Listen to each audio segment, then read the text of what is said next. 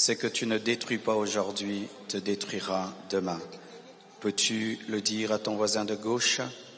Ce que tu ne détruis pas aujourd'hui te détruira demain. Ton voisin de droite, celui de devant, celui de derrière, seulement celui qui te sourit. Nous sommes debout, nous allons lire Josué 11, 18 à 23.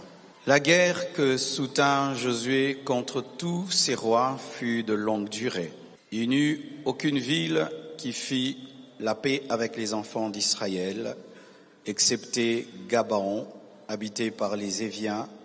Ils les prirent toutes en combattant, car l'Éternel permit que ces peuples s'obstinassent à faire la guerre contre Israël, afin qu'Israël les dévouât par interdit, sans qu'il eût pour eux de miséricorde, et qu'il les détruisit comme l'Éternel l'avait ordonné à Moïse. Dans le même temps, Josué se mit en marche et il extermina les Anakim de la montagne d'Hébron, de Débir, d'Anab, de toute la montagne de Juda et de toute la montagne d'Israël. Josué les dévoua par interdit avec leurs villes. Il ne resta point d'Anakim dans le pays des enfants d'Israël. Il n'en resta qu'à Gaza, à Gath et à Asdod. Dites avec moi Gaza, Gath, Asdod.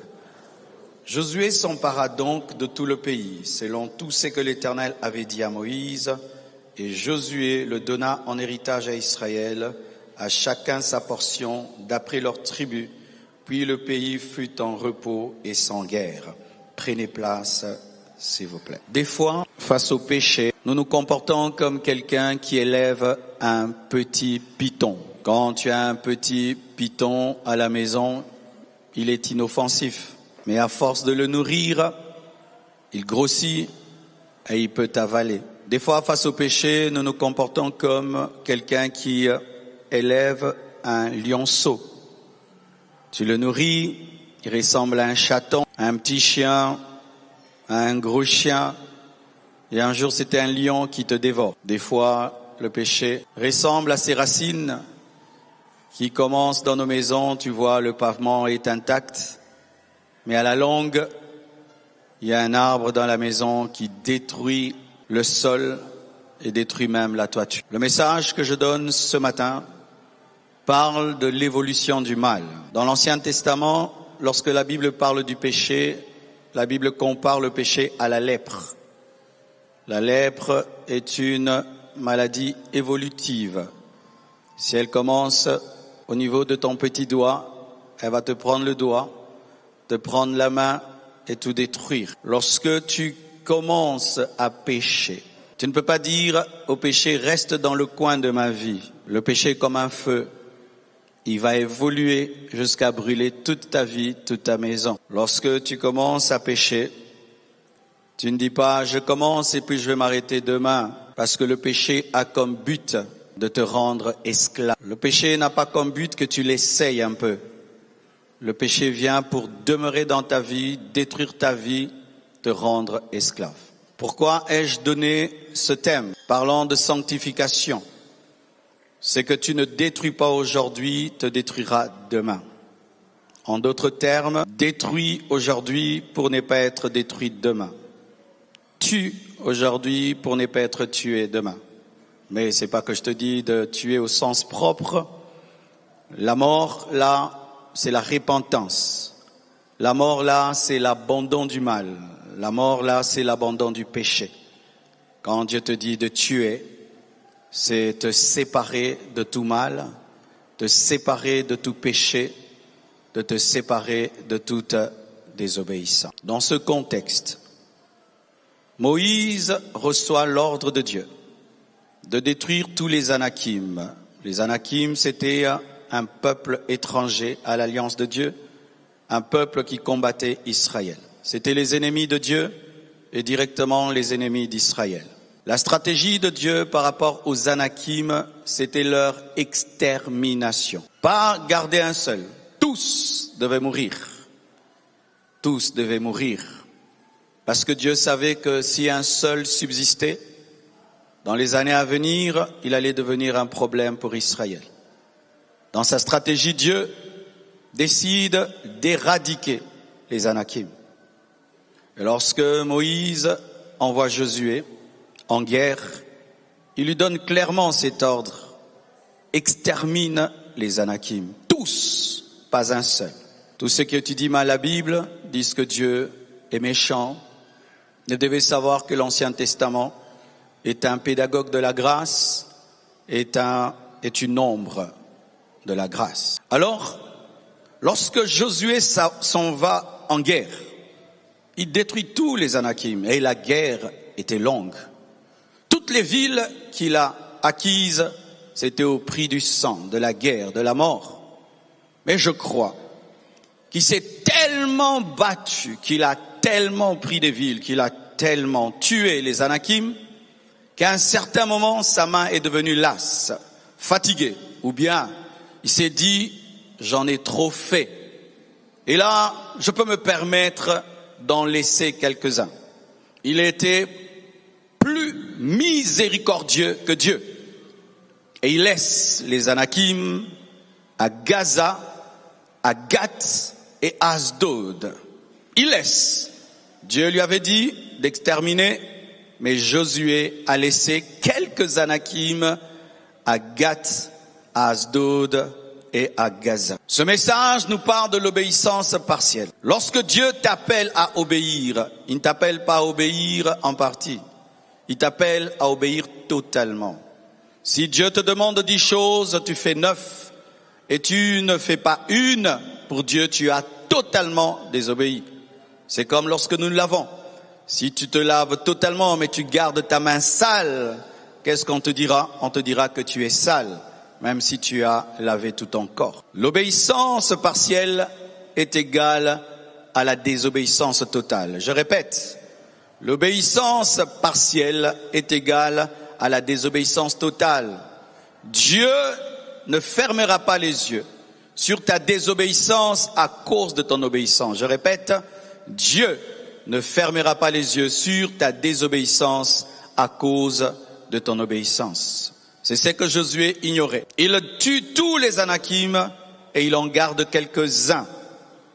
Souvent, nous gardons les Anakim dans quelques villes lorsque nous supposons que nous sommes plus sages que Dieu, plus intelligents que Dieu. Oh, ça aussi, est-ce que c'est grave?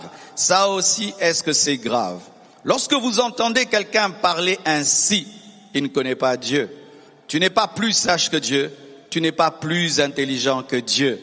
Lorsque Dieu dit A, c'est A, B, c'est B. Lorsque tu ajoutes B, C, B, D, alors là, tu auras des problèmes. Et lui, Dieu lui dit tue. Il dit je vais tuer tout, mais je vais garder Asdod, Gaza et Gath. Dis à ton voisin des années plus tard. Oh oui mes frères, le péché engendre toujours des conséquences. Si ce n'est pas dans le présent, ce sera dans le futur.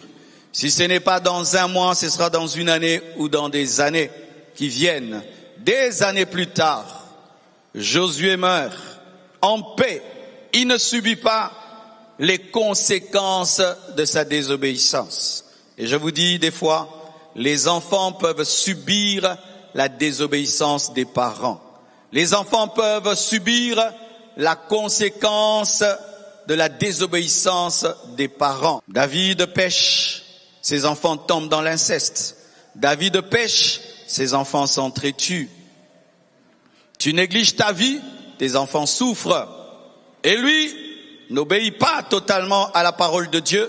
Il meurt en paix. Mais après des années, comme ces herbes-là, que nous laissons dans le jardin, les herbes sauvages, tu les laisses. Après, ça grandit et ça étouffe les fleurs. Et c'est ce qui est arrivé. Des années après, Gaza engendre une prostituée. Des années après, Gath engendre Goliath. Des années après, Asdod engendre les Asdodiens qui sont des voleurs de l'arche. Des années après, Israël engendre Samson et Gaza engendre des tueurs des géants. Des années après, Israël engendre David et Gath engendre Goliath. Des années après, Israël fabrique l'arche, mais Asdod engendre les voleurs de l'arche. Des années après, là où Josué a été négligent et est sorti un géant de plus de 2 mètres de haut, Gath. Là où Josué a été négligent et est sorti une femme séductrice. Là où Josué a négligé, sont sortis des hommes qui n'ont pas peur de toucher à l'arche. Regardez cela. Gaza, Juge 16, versets 1 à 4. Samson partit pour Gaza, Gaza que Josué a négligé. Il vit une femme prostituée à Gaza et il entra chez elle. Et après on a voulu l'attraper, l'onction de Dieu a agi sur lui, il s'en est sorti alors qu'il venait de coucher avec une prostituée. Et il a cru qu'il pouvait s'en sortir souvent comme ça. Lorsqu'il finit de coucher avec la femme à Gaza, il va à Sorek et il rencontre Dalila. Qui connaissent Dalila? Dalila habite à côté de Gaza. Mais Dalila te ramène à Gaza. Pourquoi? C'est à Gaza qu'on a pris Samson et on a commencé à se jouer de lui. Juge 16, 21. Les Philistins le saisirent et lui crevèrent les yeux et ils le firent descendre où? À Gaza. Gaza que Josué avait négligé et le lièrent avec des chaînes d'airain. Il tournait la meule dans la prison où? À Gaza. Gath. 1 Samuel 17, verset 4. Un homme sortit alors du camp des Philistins et s'avança entre les deux armées. Il se nommait Goliath. Il était de Gath. Gath que Josué avait négligé de tuer. Et il avait une taille de 6 coudées et un empan. Donc, il avait 3 mètres et demi. 3 mètres et demi. Et sorti de Gath, la faible ville, a engendré un homme de 3 mètres et demi. Asdod. 1 Samuel 5, verset 1. La Bible dit, les Philistins prirent l'arche de Dieu, ils la transportèrent d'Ebenezer à Asdod. D'Ebenezer à Asdod, la ville que Josué avait négligée. Après s'être emparé de l'arche de Dieu, les Philistins la firent entrer dans la maison de Dagon et la placèrent à côté de Dagon. À Asdod, on adorait un démon qui s'appelait Dagon et on amenait l'arche de Dieu à se prosterner devant Dagon. À cause de qui? De Josué, qui avait l'occasion de détruire Gath, Asdod et Gaza, mais qui ne l'a pas fait parce qu'il pensait être plus sage que Dieu, plus miséricordieux que Dieu. Qu'est-ce que je vais nous enseigner matin? Acclame le Seigneur. Mes frères et sœurs, cette parole nous enseigne une chose, qu'il ne faut jamais prendre à la légère les interdits de Dieu. Ne prenez jamais à la légère les interdits de Dieu. Lorsque Dieu considère une chose comme étant sérieuse et toi tu la négliges, dans les années qui viennent, tu paieras très cher.